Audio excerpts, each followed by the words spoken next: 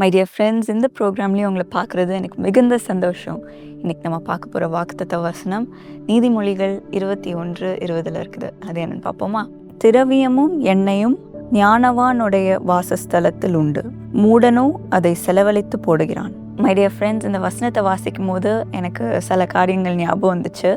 இங்கிலீஷில் சொல்லுவாங்க, live life like there's no tomorrow அப்படின்னு சொல்லுவாங்க. Seize the day, tomorrow is never promised அப்படின்னு சொல்லுவாங்க. இன்றைக்கி நல்லா என்ஜாய் பண்ணுங்கள், நாளைக்கு வருமா இல்லையா அப்படின்ட்டு சொல்லுவாங்க. ஸோ இன்றைக்கி உங்களுடைய லைஃப்பை நல்லா என்ஜாய் பண்ணிக்கோங்க, ப்ரெசண்ட்டாக இருங்க. இன்றைக்கி நடக்கிற காரியத்தில் உங்களோட கவனத்தை செலுத்துங்க, நாளைக்கு பற்றி நீங்கள் கவலைப்படாதீங்க அப்படின்ட்டு சொல்லுவாங்க. ஆனால் இந்த வசனத்தை வாசிக்கும் போது நம்மளுடைய எதிர்காலத்தை பற்றி நம்ம கவனமாக இருக்கணும். நம்ம ஏதாவது ஒரு பிரச்சனை வரும்போது அதுக்கு நம்ம ப்ரிப்பேர்டாக இருக்கணும் அப்படின்ட்டு நம்ம இந்த வசனத்தில் வாசிக்கிறோம். இந்த வசனம் உணவை பற்றி மட்டும் சொல்லலை, ஆனால் நம்மளோட சேவிங்ஸ், நம்மளோட ஃபைனான்சஸ், நம்மளுடைய பண விஷயத்தை பற்றியும் பேசுது. நிறைய முறை நம்ம ஃபஸ்ட் அன்றைக்கி சேலரி வந்தோடனே எல்லாத்துக்கும் நம்ம பிரித்து கொடுத்துருவோம்.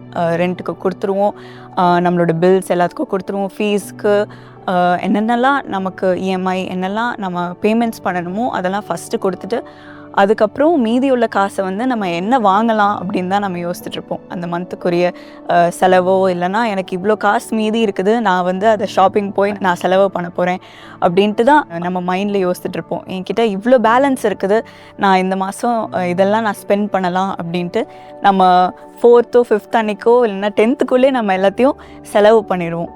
அப்புறம் திடீர்னு அந்த மாதத்தில் ஏதாவது ஒரு தேவை இருக்குது, இல்லைனா ஏதாவது ஒரு மெடிக்கல் எமர்ஜென்சியோ இல்லைனா திடீர்னு ஏதோ ஒரு பிரச்சனை வருது, இல்லைனா நம்மளுடைய சிட்டியில், நம்மளோட நேஷனில், நம்மளுடைய தேசத்தில் கூட ஏதாவது ஒரு பிரச்சனை வருது அப்படின்னா நமக்கு கையில் சுத்தமாக காசு இருக்காது. ஸோ அந்த மாதிரி கோவிட் டைமில் நிறைய பேர் சஃபர் பண்ணாங்க. ஸோ திடீர்னு கோவிட் ஹிட் ஆகும்போது நிறைய பேர் வீட்டுக்குள்ளே இருக்க வேண்டியதாக இருந்துச்சு. ஜாப்ஸ் போக முடியல, வேலைக்கு போக முடியல, சில பேருக்கு அவங்க வேலையை இழந்துட்டாங்க. ஸோ அவங்களுக்கு வருமானம் இல்லை, எந்த ஏர்னிங்ஸும் இல்லை. அதனால் அவங்களுக்கு அப்படியே அவங்களுடைய சேல்ரி கட் ஆஃப் ஆயிடுச்சு, பணம் கட் ஆஃப் ஆயிடுச்சு, எங்கே போகணுன்ட்டு தெரியாமல் அவங்க கஷ்டப்பட்டுட்டு இருந்தாங்க. அடுத்த உணவுக்கு சாப்பாட்டுக்கு கூட காசு இல்லை அப்படின்ட்டு நிறைய பேர் கஷ்டத்தோடு இருந்தாங்க. அவங்களுடைய பிள்ளைங்களை பராமரிக்க முடியல, குடும்பத்தை பார்த்துக்க முடியல. சில பேருக்கு மெடிக்கல் பில்ஸ் கூட பே பண்ண வேண்டியதாக இருந்துச்சு, லோன் பே பண்ண வேண்டியதாக இருந்துச்சு, வீட்டு காரியத்தோடைய எக்ஸ்பென்சஸ் கூட நிறைய பேருக்கு இருந்துச்சு. அதை என்ன செய்கிறது அப்படின்ட்டு ரொம்ப கவலையோடு இருந்தாங்க. ஸோ இதே போல தான் நம்ம பைபிள்லேயும் நம்ம ஒருவருடைய வாழ்க்கையை பார்க்கும்போது யோசேப்புக்கு ஆண்டவர் வெளிப்படுத்தினார், 7 வருஷம் பஞ்சம் வரப்போகுது. ஸோ முந்தின 7 வருஷத்தில் அந்த தேசத்தில் ஒரு செழிப்பு இருக்கும். ஸோ அந்த ஊரில் இருக்கிற எல்லா சிட்டிஸ்லேருந்தும் எல்லா நிலத்துலேருந்தும் அந்த தானியத்தை சேகரித்து அதை ஸ்டோர் பண்ணி வை அப்படின்ட்டு ஆண்டவர் ஞானத்தை கொடுத்தார். ஸோ அந்த 7 வருஷம் ஸ்டோர் பண்ணி அதை சேவ் பண்ணி வச்சிட்டு இருந்தோம். அந்த 7 வருஷத்தில் கடைசியில் அவ்வளோ ஸ்டோர் பண்ணி அதை எண்ண கூட முடியாத அளவுக்கு சேகரித்து வச்சிருந்தான். ஸோ அந்த அடுத்த 7 வருஷத்தில் பஞ்சம் வரும்போது எகிப்து சுற்றி இருந்த எல்லாரும் எகிப்தில் இருக்கிற அந்த தானியத்தை, அவங்க பணத்தை எல்லாத்தையும் கொடுத்து அந்த பஞ்சத்தின் சூழ்நிலையில் அந்த தானியத்தை வாங்கினாங்க. அந்த அளவுக்கு ஆண்டவர் யோசேப்புக்கு ஞானத்தை கொடுத்தார். அது மட்டும் இல்லாமல் இதெல்லாம் பார்க்கும்போது தான் பார்வோன் யோசேப்பை உயர்த்தி வைத்தார், அவ்வளோ தயவு கொடுத்தார். அதே போல தான் ஆண்டவர் உங்களுக்கும் ஞானத்தை கொடுப்பார். யோசேப்பு எப்படி அந்த பஞ்சத்தின் சூழ்நிலையிலையும் அவனுக்கு ஆண்டவர் ஞானத்தை கொடுத்து மற்றவர்களுக்கு ஒரு ஆசீர்வாதமாக இருக்கும்படி ஆண்டவர் செய்தாரோ அதே போல் உங்களுக்கும் ஞானத்தை கொடுப்பார். உங்கள் ஃபேமிலியை மட்டும் நீங்கள் பார்த்துக்கிறதுக்கோட மற்றவர்களும் உங்களை ஆசீர்வாதமாக வைப்பார். எப்படி உங்கள் ஃபைனான்சஸை ஹேண்டில் பண்ண வேண்டும், பண விஷயத்தை ஹேண்டில் பண்ண வேண்டும், எப்படி உங்களுடைய பிள்ளைகளுடைய எதிர்காலத்துக்கு நீங்கள் ப்ரிப்பேர் பண்ண வேண்டும், உங்களுடைய ஃபேமிலியோட லைஃப் ஸ்டைலுக்கு நீங்கள் ப்ரிப்பேர் பண்ண வேண்டும், ஏதாவது எமர்ஜென்சிக்கு நீங்கள் சேவ் பண்ண வேண்டும் அப்படின்ட்டு ஆண்டவர் உங்களுக்கு ஞானத்தை கொடுப்பார். ஸோ இப்பொழுதே ஆண்டவர்கிட்டருந்து இந்த ஞானத்தை பெற்றுக்கொள்வோம். நிறைய முறை நம்ம பைபிளில் வாசிக்கும் போது நம்ம நினைப்போம், நாளைக்காக நீங்கள் கவலைப்படாதீர்கள் அப்படின்னு நம்ம படிச்சிருக்கிறோமே அப்படின்னு நீங்கள் சொல்லி யோசித்துட்ருக்கலாம். ஆனால் ஆண்டவர் கவலைப்படாதீங்க அப்படின்னு தான் சொல்கிறார். ஆனால் நீங்கள் ப்ரிப்பேர்டாக இருக்கணும் அப்படின்ட்டு நம்ம நீதிமொழிகளில் பார்க்குறோம். ஸோ உங்களுக்கு அந்த ஞானத்தையும் ஆண்டவர் கொடுப்பார். மேபி இன்றைக்கி எனக்கு ஃபைனான்ஷியல் பிளெஸ்ஸிங் இல்லை, எனக்கு பண கஷ்டம் இருக்குது, எனக்கு நிறைய லோன் இருக்குது, நிறைய இஎம்ஐஸ் இருக்குது, நிறைய பேமெண்ட்ஸ் இருக்குது, நான் எப்படி அதை பண்ணுறது, அதில் என்னோடய காசெல்லாம் போயிடுதே அப்படின்னு நீங்கள் சொல்லி நினச்சிட்ருக்கலாம். ஆனால் இன்றைக்கு நம்ம பிலிப்பியர் 4 பார்க்குறதன்படி ஆண்டவர் உங்களுடைய தேவைகள் எல்லாவற்றையும் சந்திப்பார்.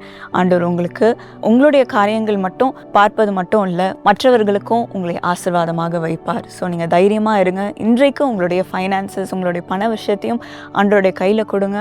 ஆண்டவர் உங்களை பழுகி பெருக செய்வார். ஆண்டவர் யோசேப்பு கொடுத்த ஞானம் போல உங்களுக்கும் கொடுப்பார்.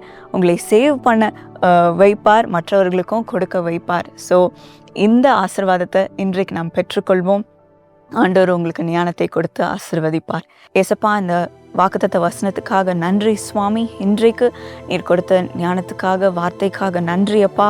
இதை எங்களுடைய வாழ்க்கையில் அப்ளை பண்ணுறதுக்காக கிருபை தாரோம் சுவாமி. இன்றைக்கு யாரெல்லாம் பண கஷ்டத்தில் இருக்கிறாங்களோ இன்றைக்கு அதுலேருந்து விடுவியோம் சுவாமி. ஒரு தெய்வீக உதவியை நீர் தாரும் சுவாமி, பெருக்கத்தை தாரும் சுவாமி. அவர்கள் எப்படி அதை சேகரிக்க வேண்டும், எப்படி சேவ் பண்ண வேண்டும், எப்படி ஒரு ஃபைனான்ஷியல் டிசிஷன் எடுக்க வேண்டும், ஒரு முடிவை எப்படி எடுக்க வேண்டும் என்று நீர் அவர்களுக்கு ஞானத்தை தாரும் அப்பா. இந்த காசை எங்கே போடணும், எப்படி செலவழிக்கணும் அப்படின்ட்டு அந்த ஞானத்தை தாரும் அப்பா. யோசேப்பை எப்படி நீர் வழி நடத்தினீரோ, அந்த ஞானத்தை கொடுத்தீரோ, அந்த வெளிப்பாடை கொடுத்தீரோ, அதே போல் உங்களுடைய பிள்ளைகளுக்கும் நீர் தாரோம் சுவாமி.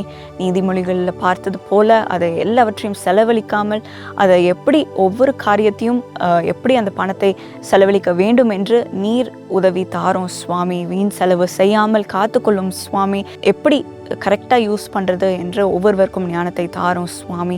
இன்றைக்கும் அந்த பலத்தையும் அந்த ஞானத்தை தாரும் அப்பா. அந்த வழி நடத்துதலை தாரும் அப்பா. குடும்பத்தை எப்படி பராமரிக்க வேண்டும், எப்படி ஒரு எமர்ஜென்சிக்கு ப்ரிப்பேர் பண்ண வேண்டும் என்று ஒவ்வொரு காரியத்தையும் நீர் வழி நடத்தும் அப்பா. யாரெல்லாம் எனக்கு நிறைய தேவைகள் இருக்குது, நிறைய பேமெண்ட்ஸ் இருக்குது என்று சொல்லி கொண்டு இருக்கிறார்களோ அது எல்லாவற்றையும் அற்புதமாக நீர் சந்தியும் சுவாமி. அது கரெக்டாக இருக்குது ஆண்டவர். ஒவ்வொரு மாதமும் என்னை கரெக்டாக வழி நடத்தி கொண்டு வருகிறார் என்று சாட்சியாக சொல்லட்டும் சுவாமி. நீரே அவர்களை வழி நடத்தும் அப்பா. இந்த கவலைகள் எல்லாவற்றையும் எடுத்து போடும் அப்பா. குழப்பத்தை எல்லாவற்றையும் எடுத்து போடும் சுவாமி. இன்றைக்கு அவர்களை ஆசீர்வதியும் அப்பா. எல்லாவற்றையும் சந்தோஷத்தோடு அவர்கள் செய்ய கிருபை தாரும் அப்பா. ஒவ்வொரு மாதத்துலேயும் அவர்கள் சந்தோஷத்தை அனுபவிக்கட்டும் சுவாமி. ஒரு தெய்வீக சமாதானத்தை அனுபவிக்கட்டும் அப்பா. அவர்களை வழி நடத்தும் சுவாமி. இதுலேயும் அவர்கள் ஆசீர்வாதத்தை அனுபவிக்கட்டும் அப்பா. மற்றவர்களுக்கும் ஒரு ஆசீர்வாதமாக இருக்க உதவி செய்யும் அப்பா. மற்றவர்களுக்கு அந்த பணத்தில் அவர்கள் உதவி செய்யும் போது அவர்களுக்கு நீரே 100 மடங்கு திரும்பி தாரும் அப்பா. ஆசீர்வதியும் பெருக செய்யும். இயேசு நாமத்தில் ஜெபிக்கிறேன். ஆமென். May God bless you. எனக்கு அருமையானவர்களே, பெதஸ்தா ஜெப மையம் கோயம்புத்தூரில் காருண்யா நகர் வளாகத்திலே செயல்பட்டு வருகிறது. அங்கு ஜூலை 11ஆம் தேதி சனிக்கிழமை, இந்த முறை சனிக்கிழமை மதியம் 2 மணிக்கு விசேஷித்த கூட்டம் நடைபெறப் போகிறது. அதில் நானும் சாமுவேல் தினகரனும் பங்கேற்க போகிறோம். வருகிற உங்கள் ஒவ்வொருவருக்காகவும் நாங்கள் ஜெபம் பண்ணுவோம். அதற்கு முன்பதாக ஆண்டவர் உங்களுக்கு கொடுக்கும் வார்த்தையை அறிவித்து அவருடைய வல்லமை உங்கள் மீது இறங்கும்படியாக உங்களோடு சேர்ந்து பிரார்த்தனை செய்ய போகிறோம். குடும்பமாக வாருங்கள். உங்கள் சிநேகிதிகள் எல்லாருக்கும் சொல்லுங்கள். அனைவரும் வாருங்கள். இயேசு அங்கே உலாவுவார். 2022 இங்கே பெதஸ்தா ப்ரேயர் பண்ணிட்டு போனோம். அப்போ நான் கடவுள் நம்பிக்கையோடு வந்தேன். எங்களுக்கு ஒரு குழந்தை கிடைக்கும்னு நினச்சேன். அதே மாதிரி அந்த வருஷம் கடைசியிலேயே நான் கர்ப்பம் தரித்தேன். 7 வருஷத்துக்கு பிறகு கர்த்தர் இந்த குழந்தையை கொடுத்திருக்கிறார். 2 பேர் 3 பேர் கூடினால் என் நாமத்தினாலே அங்கே இருப்பேன் என்று சொன்ன இயேசு தெய்வம் வருவார். உங்கள் நோய்களை அவர் நீக்குவார், பாரங்களை நீக்குவார், சண்டை சச்சரவுகளை நீக்குவார், பிசாசின் போராட்டங்களை நீக்குவார், தேவைகளை சந்திப்பார் என்று நான் நம்புகிறேன். அவர் சொன்னபடியே இதை செய்வார். மனுஷனால் அல்ல, தெய்வமே உங்களுக்கு செய்வார். ஆகவே நாம் செய்ய வேண்டியதெல்லாம் ஒன்றாக கூட வேண்டும். இயேசுவின் நாமத்தில் வேத வசனத்தின்படி ஆண்டவர் இதை நிறைவேற்றுவாராக. வாருங்கள், பாக்கியம் பெறுங்கள், நிறைவான பலனோடு திரும்பிச் செல்லுங்கள். காருண்யா நகர் வந்து செல்ல கோவை ரயில் நிலையம் மற்றும் காந்திபுரம் டவுன்ஹால் போன்ற பேருந்து நிலையங்களிலிருந்து சிறப்பு பேருந்து வசதிகள் செய்யப்பட்டுள்ளது. ஜூலை 11 2வது சனிக்கிழமை. மறந்துவிடாதீர்கள், ஞாயிறு அல்ல, 2வது சனிக்கிழமை. யாவரும் குடும்பத்துடன் வாருங்கள்.